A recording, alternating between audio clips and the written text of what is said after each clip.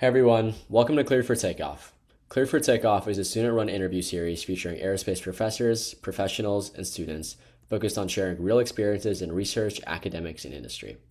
It aims to give high school students clear, practical insight into pathways and careers in aerospace engineering. Today we're joined by Dr. Jonathan MacArthur, a postdoctoral researcher at Princeton's Electric Propulsion and Plasma Dynamics Laboratory, whose work focuses on the engines that move spacecraft. From thrusters small enough to sit on a coin to megawatt-class engines that could one day carry astronauts to Mars. Thanks so much for joining us today. Yeah, you bet.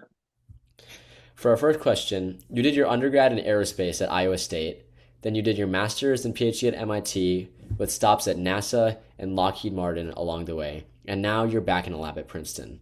So that's obviously a really winding path through school, government, and industry. So you're wondering kind of what carried you from one stage to the next, and what were your biggest takeaways from each stop along your journey? Boy, that's a deep question. I think so. I grew up in the Midwest. I grew up kind of in your guys' time zone. So I grew up in Nebraska in a small town called Columbus, Mhm. and that's kind of where I got into rocketry. It was through this 4-H program that kind of taught kids how to do model rocketry and stuff. And my dad was a sci-fi nerd, so I got kind of bombarded with Star Trek and a lot of other ones that I'm sure nobody's ever seen or heard of. But that kind of was, I would say, the initial spark that got me interested in like building a warp drive and visiting other planets and things like that. So kind of nerding out on those with no real technical knowledge got me into wanting to do just crazy propulsion stuff. Yeah. That was what I thought was the main thing I wanted to work on, and it just kind of stuck. I went to Iowa State, studied abroad next door at Iowa. They were a really good school, Yeah. really affordable. And if I could tell you anything about going to college, and the first step is just go to a good engineering program that isn't going to break the bank or put you in debt. You Yeah. don't need it. Iowa State was a fantastic program. I got some great exposure to laboratory research and material science and various other research topics. But I really wanted to work for NASA, at least because that was the logo that I knew the most as the Mhm. space and working in space. So that was kind of my goal in undergrad. I was lucky enough to, after many cycles of projection and stuff, I got an internship down at it's called Marshall Space Flight Center in Huntsville, Alabama. Yeah. That was my first kind of real exposure to propulsion work and propulsion research. So I worked in a lab with some really bright engineers and scientists down there doing some cool electric propulsion, which kind of became the theme of the rest of my career. And this was a decade ago now. That kind of got me hooked. I really liked working on the advanced propulsion stuff. I liked working on rocket engines and things like that too. But I was really interested in the propulsion of once you're in space, now your spacecraft needs to go from point A to B, C, D, or wherever. Yeah. That's a whole different subset and flavor of propulsion than the really big, smoke and fire, loud engines on the bottom of a rocket. Yeah. So I was pretty hooked on that. I kind of cycled back and forth between Iowa State and Huntsville, working at Marshall as an intern and kind of rotating down there on and off for a few years.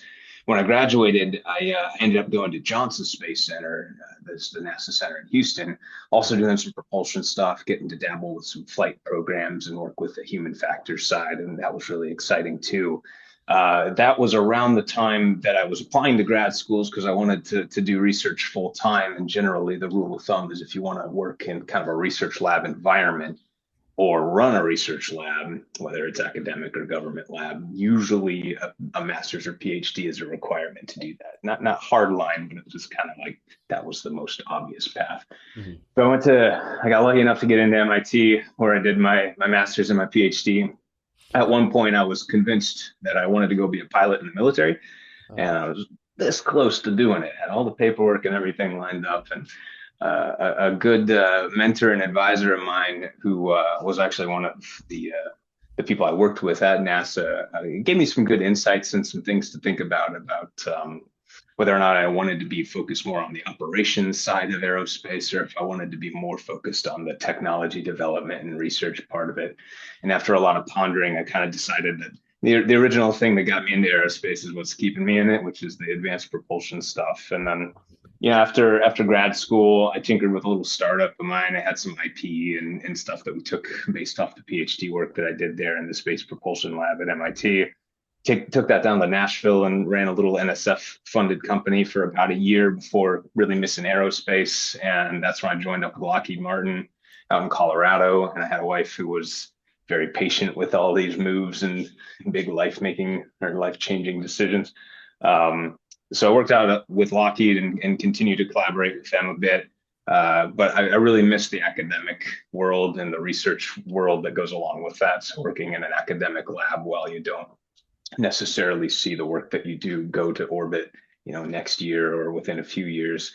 Yeah. You really get to work on kind of the more creative, not so business savvy part of the research spectrum. So it's a little bit more of a kind of wild technological side of the envelope that you get to work on, and that's where I am right now. And I'll be starting at Penn State here in the fall as a professor and building Oh, up a propulsion lab there. So the journey hasn't stopped yet.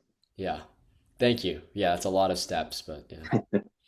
Yeah, that Well, seems really interesting. So, for our next question, your research sits at the intersection of physics, material science, and spacecraft engineering, but it all comes down to one thing, which is propulsion. How do those pieces all fit together, and how do you describe electric propulsion to someone who's never heard of that term? yeah.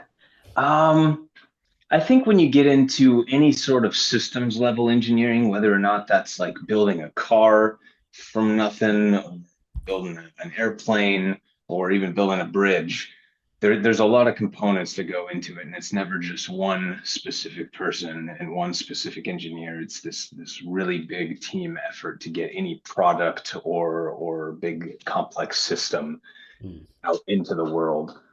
So inevitably, from a propulsion standpoint, the roster of engineers that tend to show up the most are folks that have a materials background, fluids background, thermodynamics and physics. All those things kind of come into play when you're doing a propulsion system. It's basically the same sort of problem as making something like an internal combustion engine that's in a car, but now instead of it powering a cycle, you need it to just shoot a bunch of stuff in one direction really, really fast, and then you Yeah. get thrust in the opposite direction. So Newton was right about that one. How I would explain electric propulsion to anybody, it's very analogous to how when you look at like a hybrid car like a Toyota Prius or something like that. If you put that on a drag race with like a Ferrari, it's going to lose horribly. So Mm. right off the line, the Ferrari, which gets like 6 miles to the gallon, is going to smoke the Prius. But on a cross-country road trip, that thing's going to run out of gas and potentially even break down. But that's another part of the analogy. It's going to run out of gas long before what the Toyota Prius can do, since it's a hybrid. So by utilizing the efficiency of electrical engines in cars, you can extend the range significantly for the same footprint of car. And that's really where electric spacecraft propulsion kind of is analogous. That what we're doing is still throwing something out the back of an engine and getting thrust in the opposite direction. But Yeah. now we're doing it at a really, really high velocity, like 10 times faster than what your internal combustion engine would be able to do, or your rocket engine with all the smoke and fire would be able to do. So the Mhm. exhaust velocity is way, way higher with electric propulsion Yeah. because you're not relying on combustion anymore. You can do things like plasmas and all these ion accelerating schemes and things like that, with a caveat that the thrust is much lower. So that's where the Toyota Prius kind of comes into play. Is if you're patient and your mission allows it, electric propulsion is a really efficient way to not have to bring just massive amounts of fuel into orbit. Now you can shrink those fuel tanks down and still do a pretty cool mission or even unlock a new mission. Yeah. Yeah.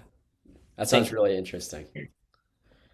So for our next question, when most people picture a rocket, they think like fire, smoke, and like a massive plume, like essentially like brute force.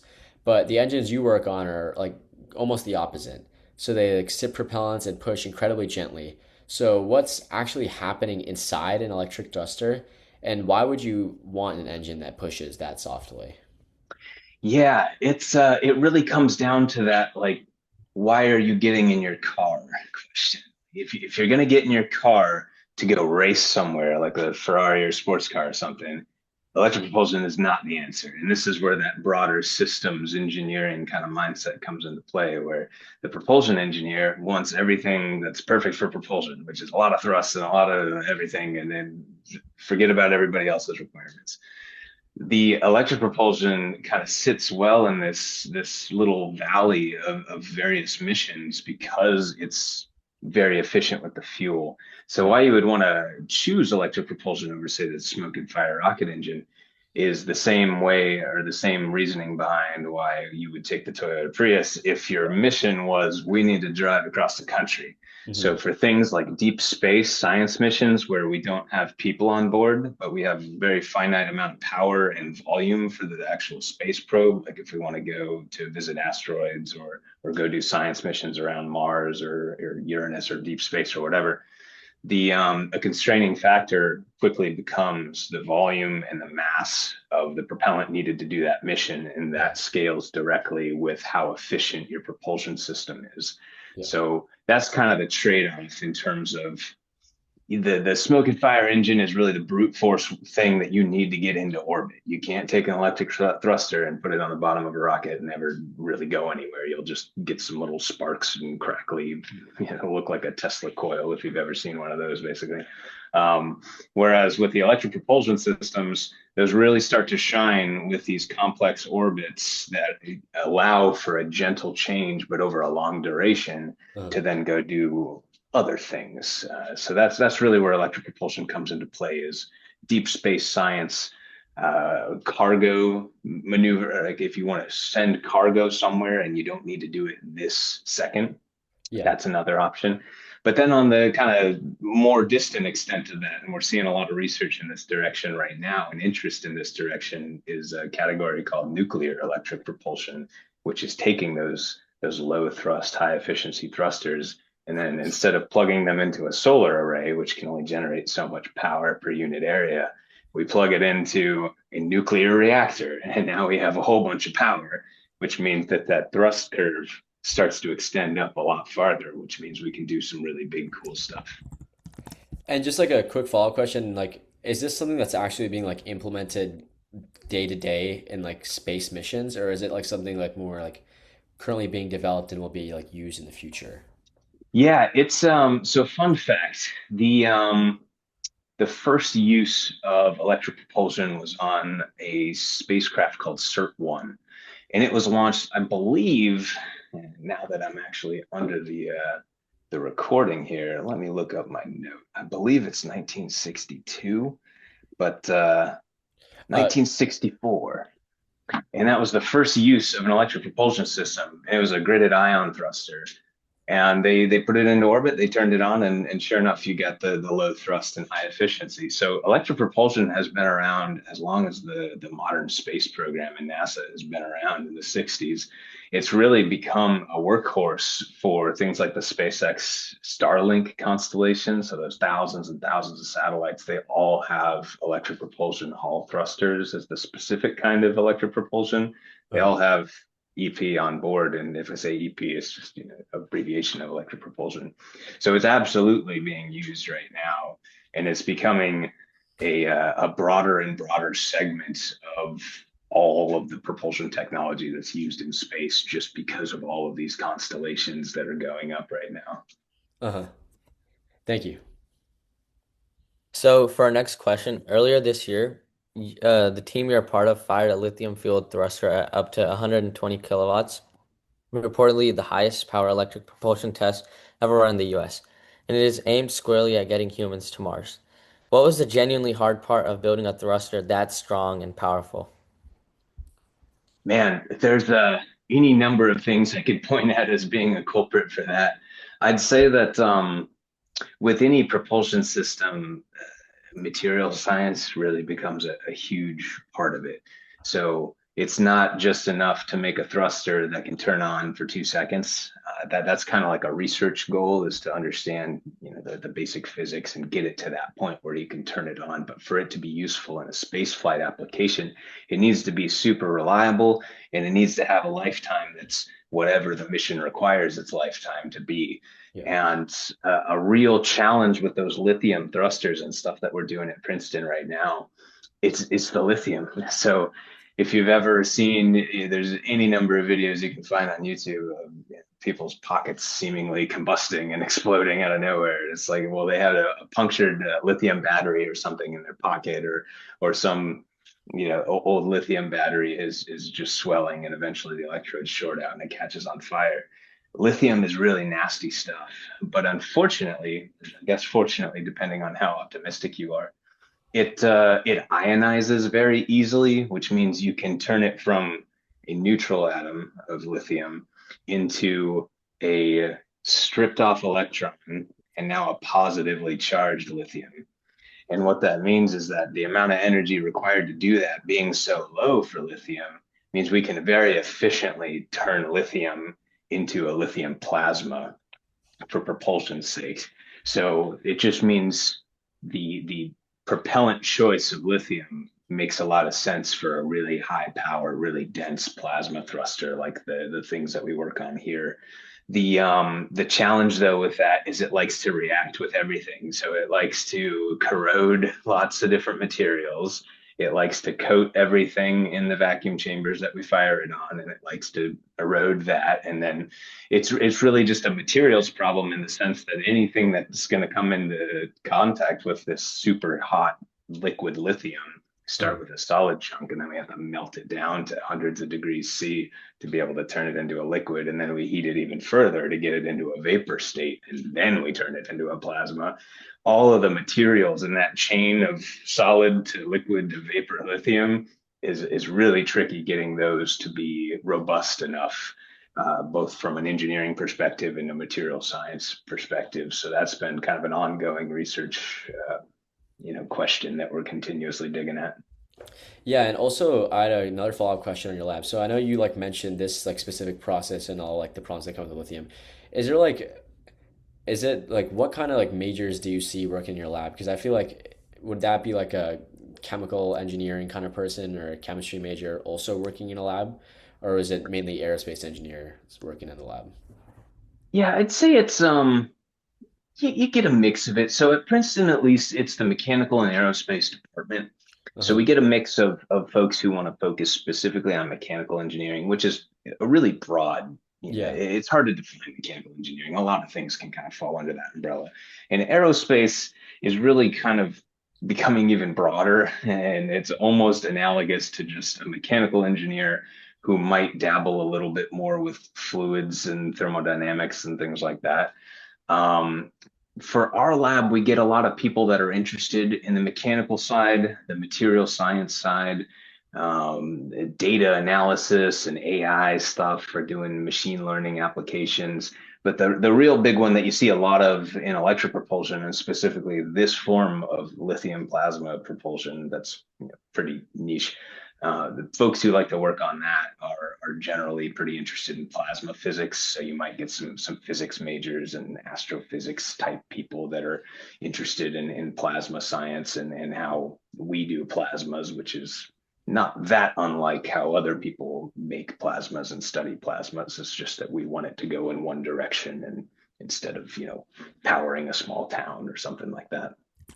Yeah, and then also I know like you mentioned like how you did like research while doing your undergrad at Iowa State, and I was wondering like, are there undergrads in your lab, and like how is the process of pursuing research in a lab as an undergrad?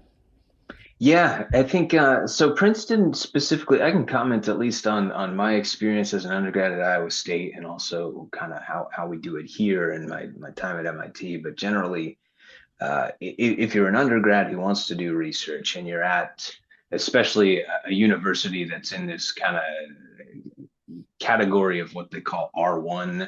research institutes, they're just classified by how much research they do. And usually the R1 schools are just crazy focused on doing a whole bunch of research, and they're always needing more people to be involved with it. Princeton, MIT, and Iowa State are all R1s. So when I went to undergrad at Iowa State, I was part of an honors college program there. and it was kind of a requirement. They were trying to shoo all of the engineering students in the honors program to go try to do research, or at least for a semester or something, to dip your toe into that water. So it was almost forced on me, and in a very good way, because I wanted to do it. So it made that process very easy. And I had a really, really good advisor for that. It was Professor Wei Hong at Iowa State, who I don't believe is there anymore, but he was a material science person. So that was my first foray into research, was on these elastomeric, stretchable composite materials and stuff. So definitely not propulsion, but I Yeah. learned a lot from it on how to do research and write research papers and things like that, but also the material science implications of the stretchy composites and stuff has a lot of physics and implications for propulsion stuff. It doesn't seem that obvious, but there is. MIT is also very much open to undergrads doing research, and they like to get them into whatever lab there's a spot for them. And that's very analogous to the lab that I'm in right now at Princeton. We have several undergrads. Princeton requires undergrads to write a senior thesis, and there's a large research kind of focus on doing that. So we have a good number of undergrads that get their hands dirty in the lab every day. We have high schoolers that come during the summer every now and then too. So we really tried to make the research experience something that is approachable and not super daunting for whoever. Yeah. Thank you. Thank you. So for our next question, you've done propulsion work at NASA, in industry at Lockheed Martin, and now in an academic lab. For a student trying to figure out where they want to end up, what actually feels different about doing engineering in those three different settings? Yeah, they're very different. They're very different. They all kind of have the same goals, but it's really just about, I would say that the biggest difference is in the timeline of those goals.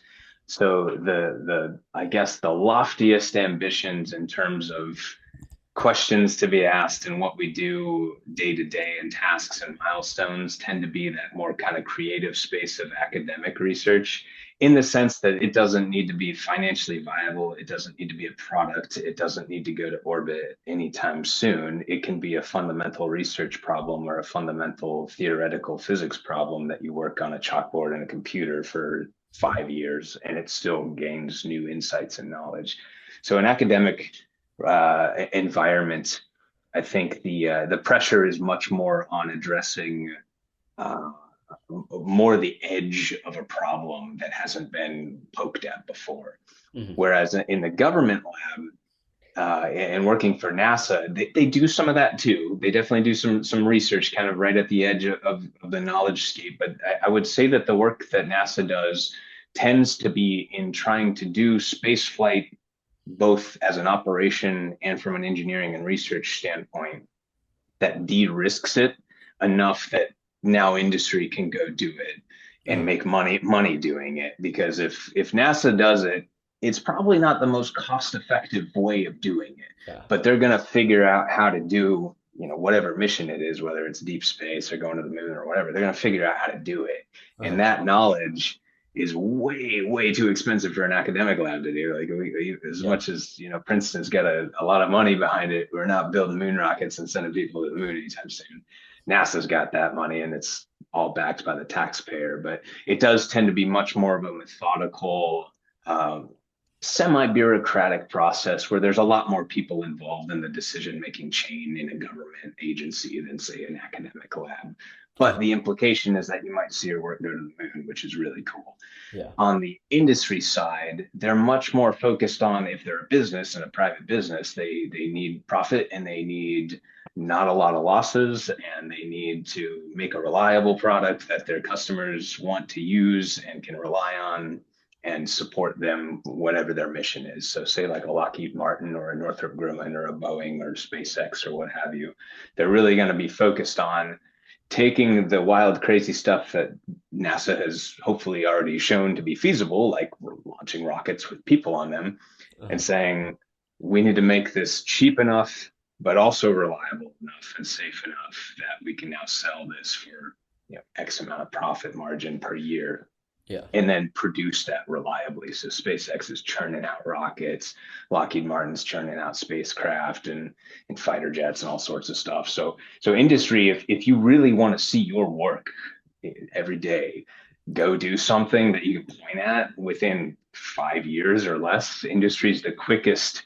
way to see your work actually go out and do something. So from a space propulsion standpoint, you might not be, pushing the absolute plasma physics boundary day to day, but you're going to be trying to figure out how do we make a cheap Hall thruster that works well enough to put an entire constellation of satellites into orbit in the next 5 years, which is a heck of a problem to try and tackle too. So I think they're all very, very cool, very, I think, valid paths for any aspiring aerospace engineer or anyone who's interested in space in general. All three of them are awesome paths to try out, but everybody's different. So you got to get a little bit of experience if you can.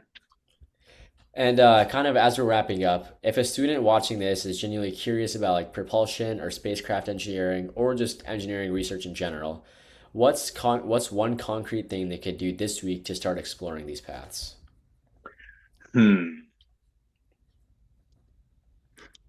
I think one concrete thing you could do is to really, really ask yourself, try to remove from the equation the appeal of, the income equation or the job status equation or the logo on the resume thing or getting into an Ivy League or MIT or what have you.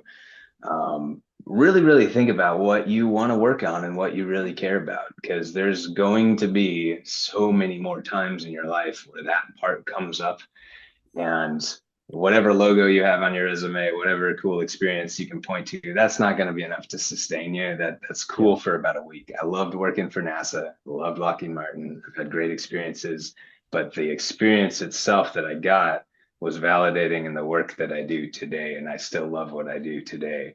So I think just taking a minute and taking a breath and saying, like, do I really, really care about this? Do I really, really want to work on this? And if you do, absolutely go for it. It's a great time to get into the industry and the field. There's a hiring spree, both at the industry, the government, and not so much the academic level, but the first two specifically, especially industry.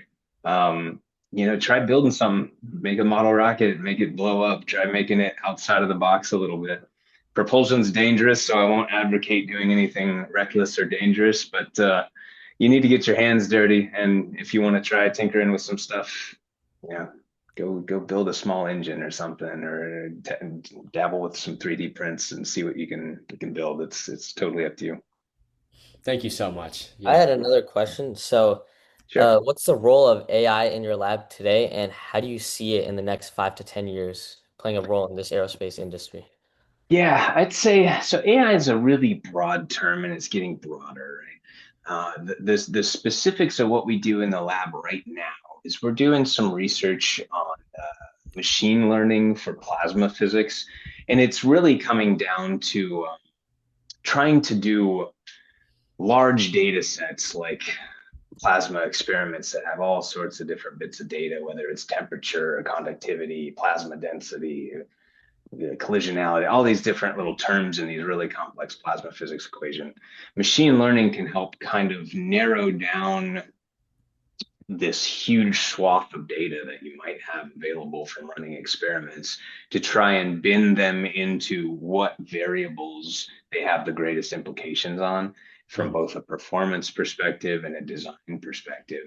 So machine learning right now, we're trying to figure out, is there a way to better understand the plasma physics of these thrusters by using the data that we already have and also utilizing machine learning to better kind of funnel them into the proper bins and variables that are at play there.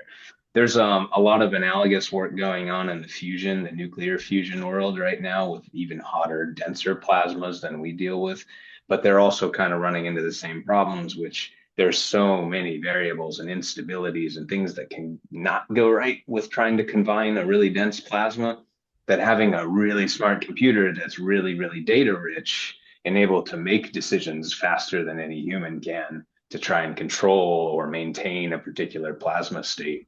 That's where machine learning is really starting to shine, or at least showing some prospects that are potentially new and advanced on what we've done in the past.